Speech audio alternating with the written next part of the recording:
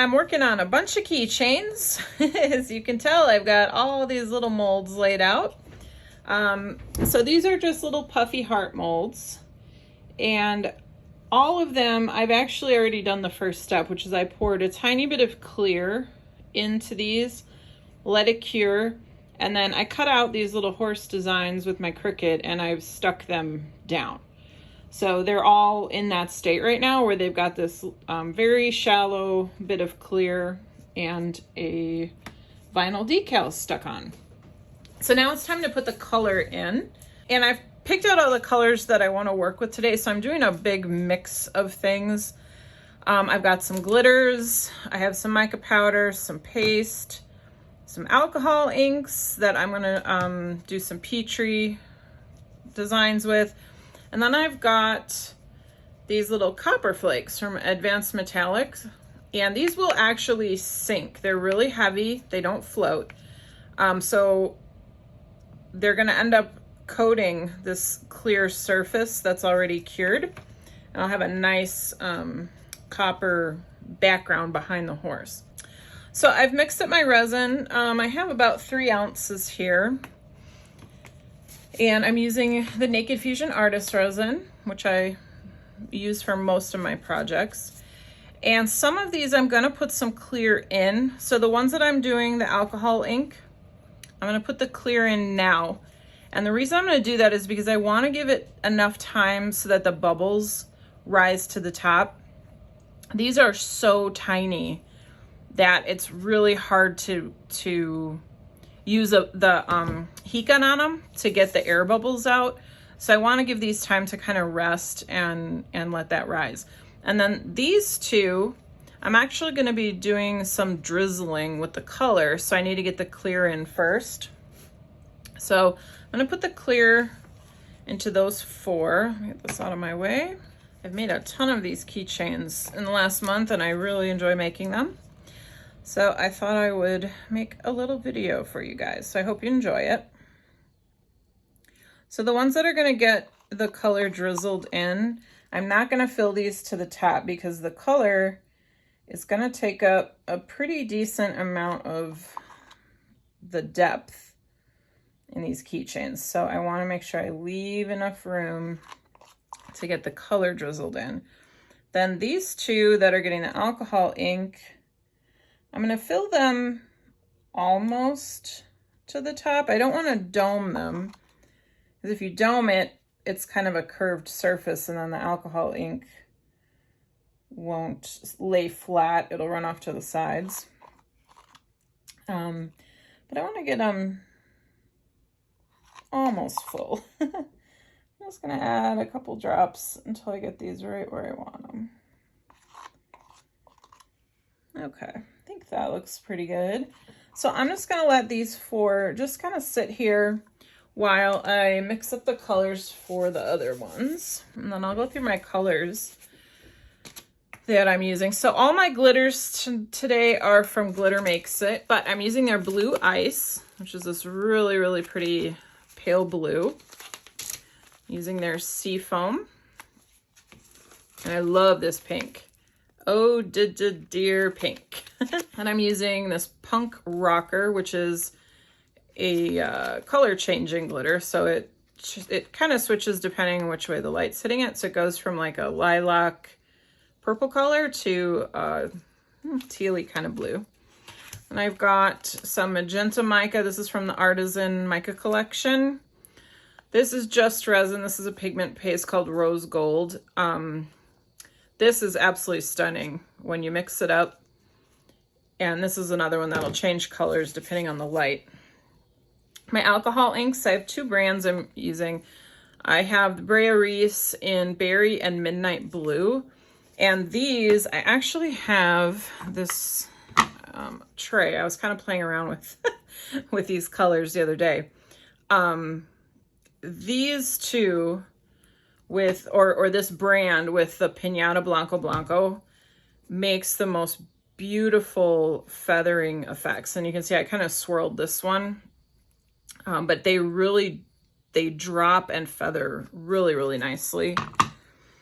And then I'm using the Picasso alcohol inks in Sapphire and Emerald Green. Then I am doing, this is a custom request here, this little guy. And I'm using this Emerald Green, and I'm just going to put a drop of the Mix All Yellow in there because this is a little too green. It needs to be just a smidge more yellow. So I'm going to mix those two. I just remembered this guy, the one with the copper flakes. I need to put some clear in there too. All right, so I'm going to just hit all these colors with a heat gun real quick and get the air bubbles off the top. I like to do that before I pour, just to minimize the air bubbles. Let's see if I can. Those.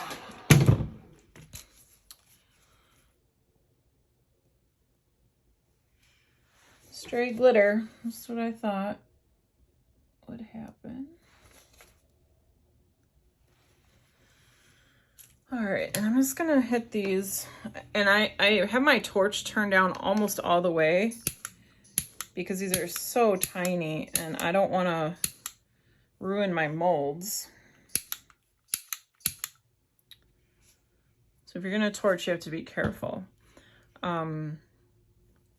Also, do not torch after you put alcohol ink in because you'll light the ink on fire.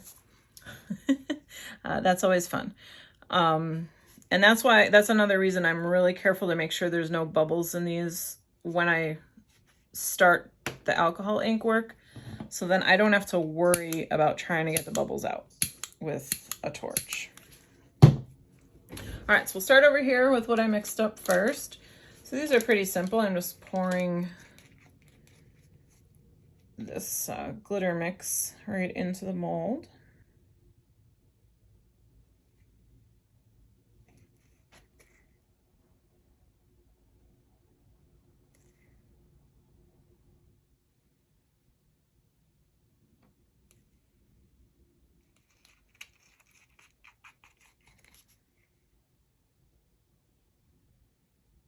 So these are so fun to play with, but they can be very staticky. So it looks like right now they're not, but sometimes when I drop them into stuff, they stick to my spoon or they stick to the mold. And when that happens, if you're working and you find yourself with static, especially if you're working with mica powder, a lot of times you'll see static. What I do is I have a little spray bottle with some water, and I'll spray the outside of the bag or the container. I don't spray the actual product, and I make sure not to get it wet because you don't want, oh yeah, see there's flying away now. You don't want to get, your mica powder wet, but if you spray the packaging, it seems to kind of disrupt that static. So I'm just pushing these down. Just want to help them sink a little bit. Now I can see how full it is.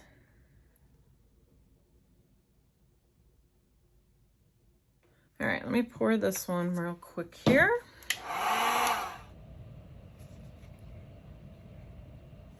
All right, so let's do the drizzles. I don't remember which one I was doing which. Okay, you're this guy, that one. All right, so these are the two drizzles. All right, so what I do with these is I literally just drizzle. I use my stick and I just let the resin just kind of drizzle in.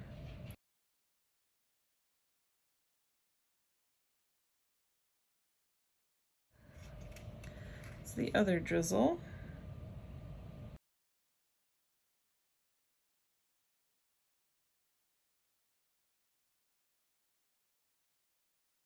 All right, so let's get to the fun part now. Let's do these Petri. Okay, so my Bray Reese, Midnight, and Berry.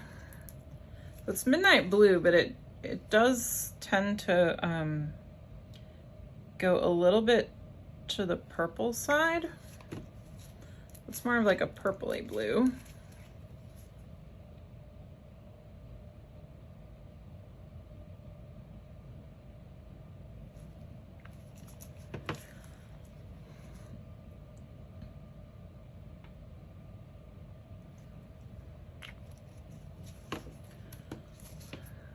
And one thing I've noticed with the Bray Reese is they don't spread as much as some other resins.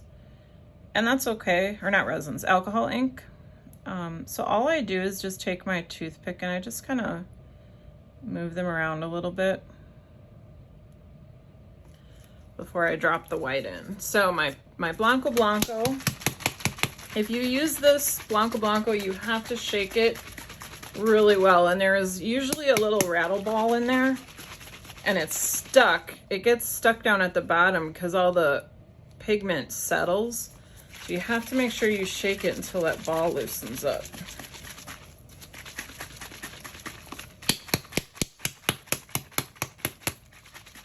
There we go.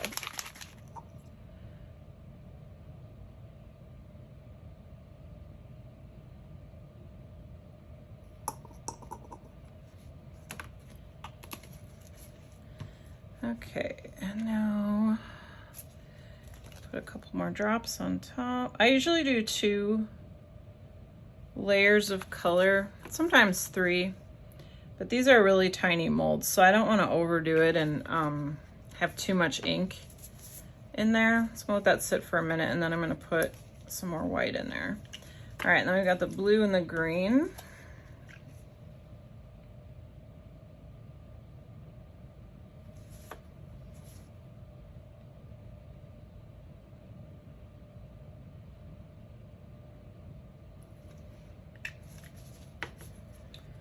So this brand, you can see they kind of spread a little bit more on their own.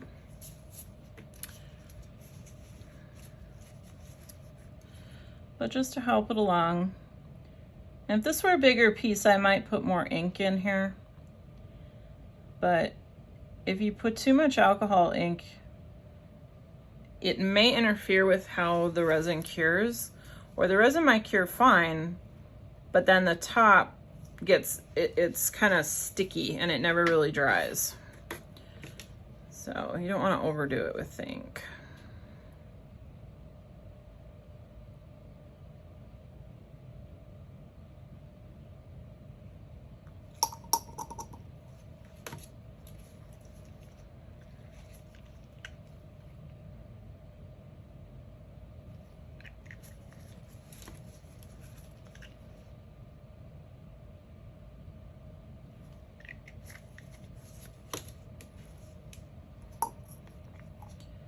So now I'm not gonna swirl these.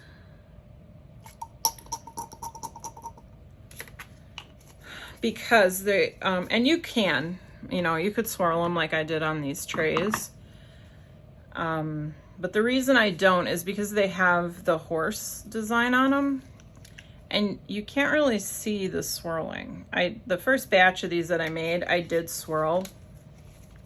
And you couldn't even tell, because the horse takes up so much visible real estate. So the swirling just kind of didn't really show up. But if you like that look, the trick to it is to wait until your resin is really sticky, which this one's actually kind of in that state where you put your toothpick in, and when you pull it out, you lift up a string with it. And you want to wait till your resin gets to that state before you do any kind of swirling. All right, so I am not going to torch the ones with the alcohol because I do not want to start anything on fire. I see people torching when they use alcohol ink. And if you're mixing the alcohol ink into your resin and you're mixing it up, then I think it's probably okay. I still don't torch.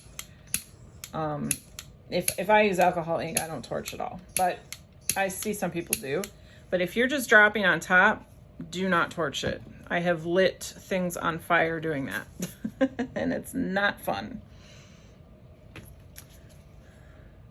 All right, so I'm gonna probably come back one more time tonight and just torch once more just to get any final bubbles off the top, but I'm gonna let these cure overnight and then we will demold, and then I'll show you how I attach my the eye ring and the keychain part. So I will see you tomorrow when I demold these. All right, everything is nice and cured. These two that I did the alcohol inks on, I didn't fill them all the way up because I wanted to make sure that the alcohol ink would stay there. So instead of mixing up some more resin to coat these, I'm just going to use some UV resin. So I'm using the Let's resin, and this is their clear hard type. This is the only resin or the only UV resin I've worked with that's actually, I've been able to get it to cure. I swear they all stay sticky, so.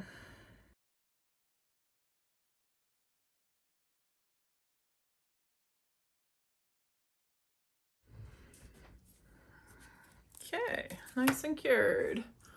All right, so let me zoom you in and we will demold these and see what we got.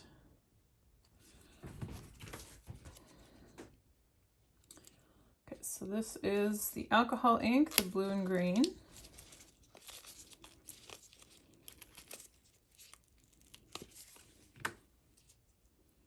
That is so cool.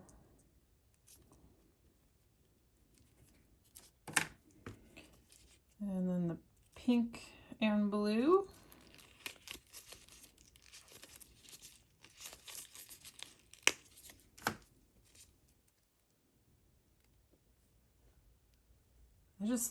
I love the effects.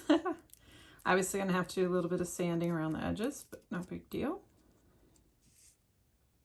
All right. So this was the one that I drizzled the pigment paste, the Just Resin pigment paste. This was the, what do they call this? The rose gold.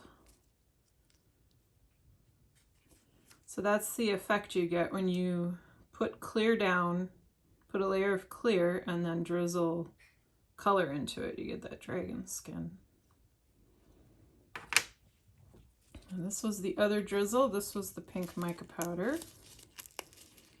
This was the one I was overflowing, so this has a lot. This is going to need a lot of sanding.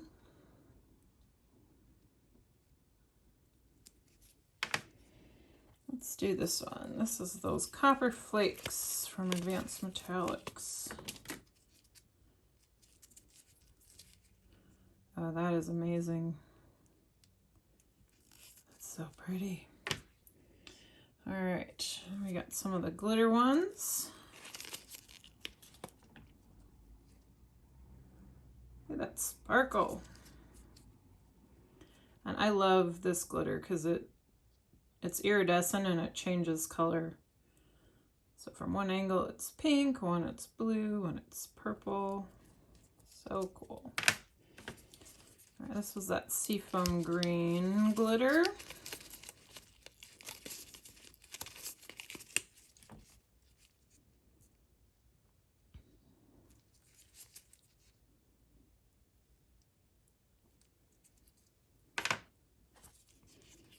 Is that pink with a little bit of purple in it. Which I just love. It just kind of dances. So pretty. And this light blue. Little hints of purple. That's pretty cool. All right, and then the last one was the one that I mixed the green mica powder with that drop of yellow. So we can see the green color turned out. Looks really nice. All right, so now gonna drill the holes and put the eye hooks in. So I'll be right back with my drill. Okay, it's assembly time. So I have everything laid out that I use. So for my keychains, I put little tassels on. I've seen these in leather. You can put beads, any other decorations or none, whatever you prefer. You're gonna need the key ring with a chain to attach it. You need a jump ring to attach that to the eye hook. And then I have a little tab that I add. This has my logo on it. So those are the things I'm going to be putting onto the keychain. I use a 3/64 bit to drill into my resin pieces. I got this on Amazon, but the 3/64 works really well with this size of eye ring, and I'll put links to everything in the description if you want to purchase what I have here, because I know it works. So that's the size bit that I use, and I always drill into my keychains or into my resin with a drill before I put in the little eye screw. I've seen some people, if you just try to screw this directly in here, a lot of times this will break off because it's too much tension on this little piece of metal. It can't handle it, so it'll break off. So it's best to pre-drill before you try to put the screw in. If, even after pre-drilling, occasionally I'll still have one snap off, all I do is I just drill a hole right behind or right in front of the first hole that I drilled. And usually I can get it in there, or I'll drill someplace else. Like I might put the eye here and have it hang at an angle. So I have, occasionally they still break even with drilling. You can try going up a bit size. I have used the 1/16 before. That is exactly the same size as the screw. So I don't know if it would hold as well. So that's why I use the smaller one. And then you need 2 pairs of pliers. These are jeweler's pliers, but any little pliers will work. Needle nose would work fine, but they need to be small enough to fit inside these little rings. All right, so I'm going to do one. I'll fully assemble it for you. I'm not going to do all of them because that would take forever, but I'm going to just do one. So what I do for this particular style, I put the ring right in the center of the heart. So I try to line up my bit in the middle, and then I don't just drill it in. I start out kind of slow, and I call it a zap. I don't know what the technical term is with drilling, but I just kind of do it a couple of times to get it started, and then I'll go all the way.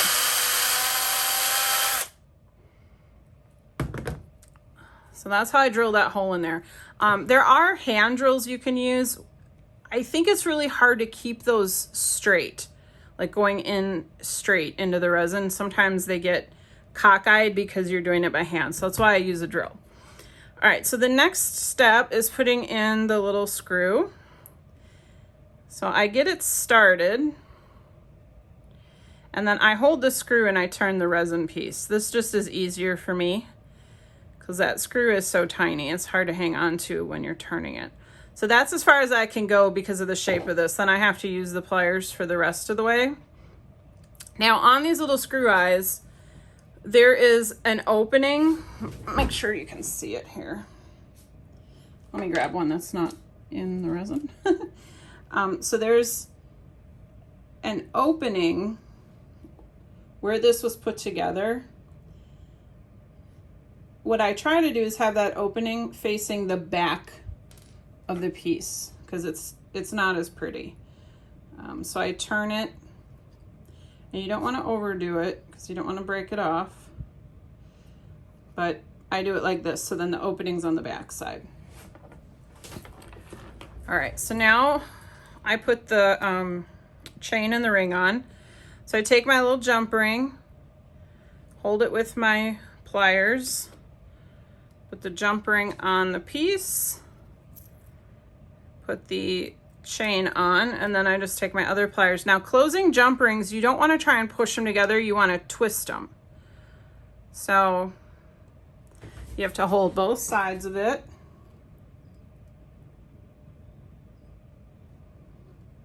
And you twist them together.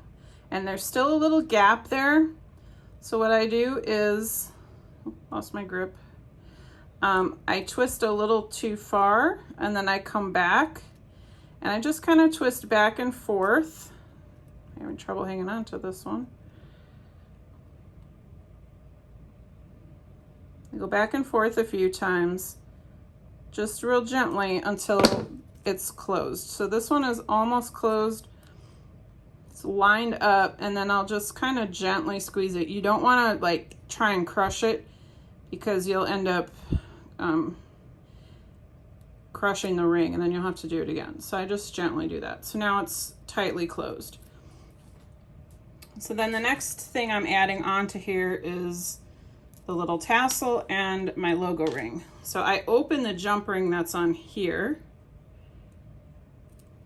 And you could just use another jump ring if you wanted to, but I just don't want to have a ton of rings. So I just open that up. And again, if you notice how I opened it, I didn't pull it apart. I twisted it to open it. So then I put the tassel on, my little logo tab. Don't drop it. And then twist it back to close it. And that's it.